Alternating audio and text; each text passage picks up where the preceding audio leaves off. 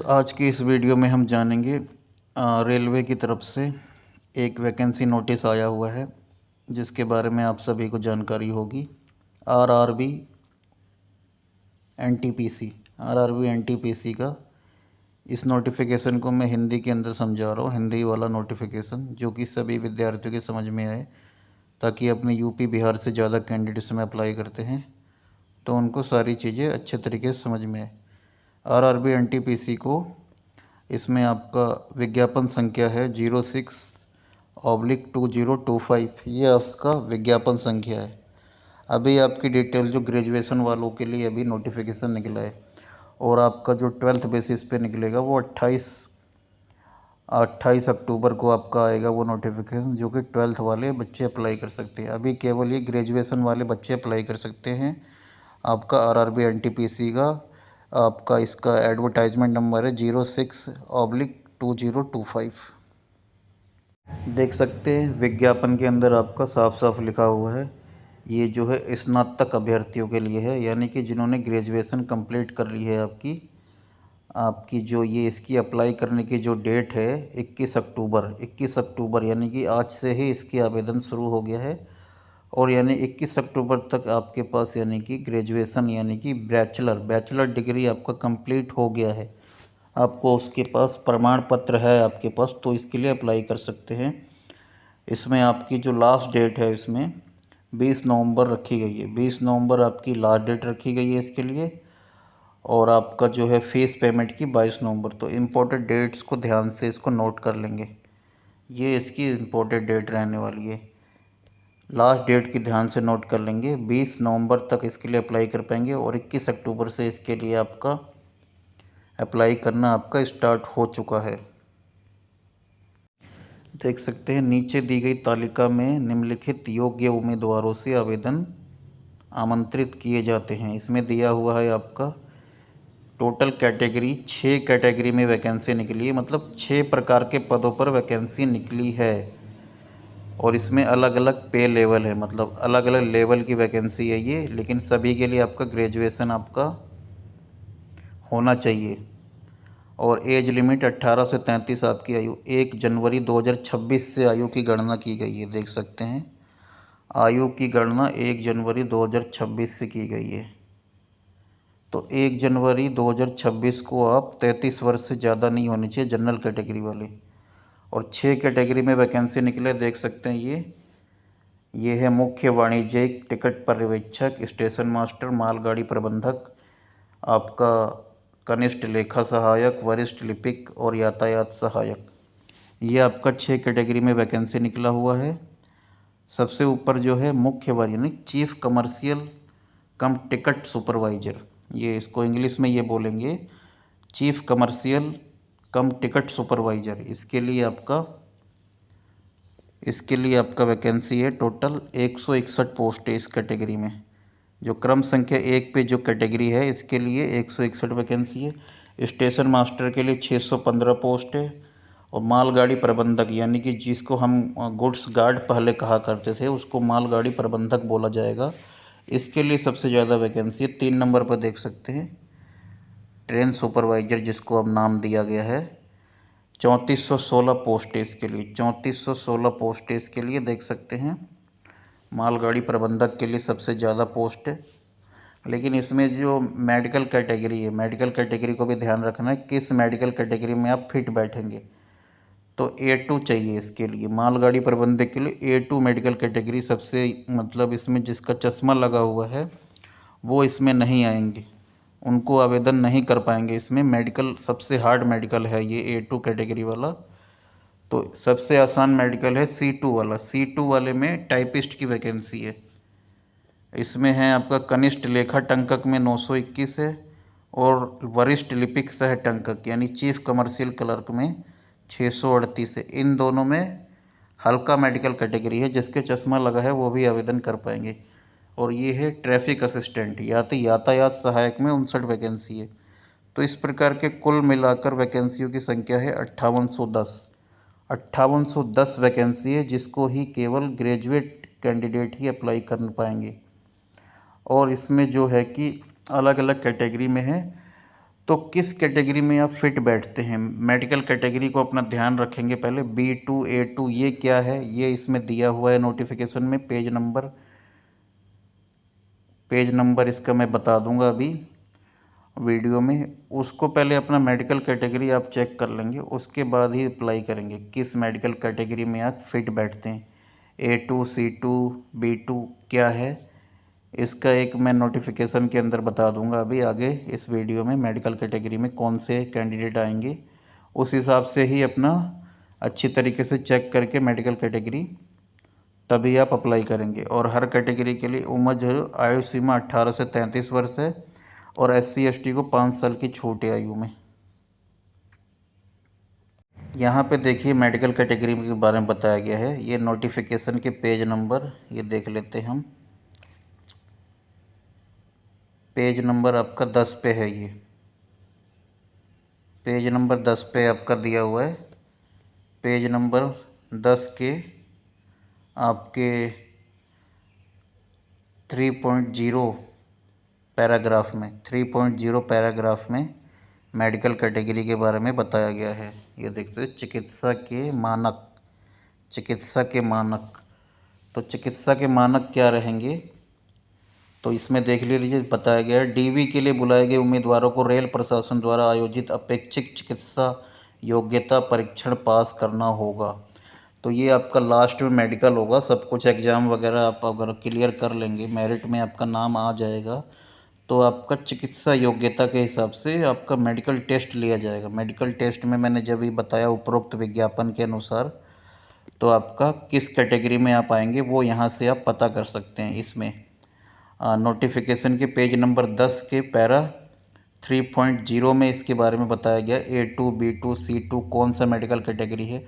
अच्छी तरीके से मेडिकल कैटेगरी अपना चेक करने के बाद ही आप उस पद के लिए अप्लाई करेंगे, नहीं तो सारी मेहनत बेकार चली जाएगी। तो इसको ध्यान से देख लें। A2 किस में आता है, A2 कैटेगरी में कौन कौन आएंगे कैंडिडेट, तो इसमें देख लीजिए सामान्य फिटनेस, शारीरिक तौर पर पूर्ण स्वस्थ होने चाहिए कैंडिडेट A2 में जो आएंगे। दूरदृष्टि 6-9 बिना चश्मे के 6-9 कोई फॉगिंग परीक्षण नहीं, निकट दृष्टि। तो ये देख लेंगे आपका B2 में क्या आता है, शारीरिक तौर पर पूर्ण स्वस्थ। A2 और B2 पूरे फिट होने चाहिए कैंडिडेट, उनका चश्मा नहीं लगा होना चाहिए, तो ये अप्लाई करेंगे। C2 में देख सकते हैं शारीरिक तौर पर पूर्ण स्वस्थ, दूरदृष्टि 6-12 चश्मे के साथ या बिना। तो C2 में जो है कि चश्मे वाले कैंडिडेट भी चल जाएंगे C2 कैटेगरी में। यदि किसी के चश्मा लगा है तो वो भी अप्लाई कर पाएंगे। तो ये देख लेंगे C2 के लिए कौन सी पोस्ट एलिजिबल है। तो अभी मैंने ऊपर बताया नोटिफिकेशन में 6 कैटेगरी की पोस्ट निकली है, तो उसके लिए मेडिकल क्राइटेरिया लागू है। A2 B2 C2 A2 B2 C2। तो कौन सा कैंडिडेट किस कैटेगरी में आएगा वो यहाँ से अपना पता कर सकते हैं। ये आपका नोटिफिकेशन के पेज नंबर 10 के पैरा 3.0 में ये बताया गया है साफ साफ। तो ये उस हिसाब से अपना पता कर लेंगे आप कौन से मेडिकल कैटेगरी में आते हैं, तो फिर उसके बाद उस पोस्ट के लिए, पर्टिकुलर पोस्ट के लिए अप्लाई करेंगे। इसको मैं ध्यान से नोट करा देना चाहता हूँ, ताकि आपको फिर बाद में आपका फॉर्म रिजेक्ट ना हो, आपकी भर्ती कैंसिल ना हो। अब देख सकते हैं नोटिफिकेशन के पेज नंबर 12 पे एज लिमिट के बारे में बताया गया है कि एज लिमिट आपका किस हिसाब से पता लिया जाएगा। 18 से 33 एज लिमिट, यानी कि जनरल कैटेगरी के जो बंदे हैं उनका जन्म 2 जनवरी 1993 से पहले नहीं होना चाहिए, और 1 जनवरी 2008 के बाद। जनरल कैंडिडेट वालों को यहाँ दिया हुआ है, इसके बीच में होना चाहिए। 2 जनवरी 1993 के बाद और 1 जनवरी 2008 से पहले, इसके बीच में जो अब इनका जन्म हुआ है वो जनरल कैंडिडेट के कैंडिडेट वो ही अप्लाई कर पाएंगे। और SC ST वालों का 2 जनवरी 1988 से पहले का जन्म ना हो, और OBC वालों का 2 जनवरी 1990 से पहले का जन्म ना हो, और 1 जनवरी 2008 के बाद ना हुआ हो, नहीं तो वो 18 वर्ष से उनका आयु कम हो जाएगा। तो इसको भी ध्यान से पढ़ लेंगे। 12 नंबर पेज पे ये बताया हुआ, अपना चेक कर लेंगे आपकी जो डेट ऑफ बर्थ है इनके बीच में आ रही है कि नहीं। यानी ये सब जो है इसके बाद का आफ्टर 2 जनवरी 1993 जनरल वाले, आफ्टर 2 जनवरी 1990 ओबीसी वाले, और SC ST वाले 2 जनवरी 1988 के बाद का उनका डेट ऑफ बर्थ होना चाहिए, और 1 जनवरी 2008 से पहले का जन्म ना हो। सॉरी दोस्तों, 1 जनवरी 2008 के बाद का जन्म ना हो। तो इस दोनों कैटेगरी के बीच में जिनका जन्म हुआ है वही अप्लाई कर पाएंगे।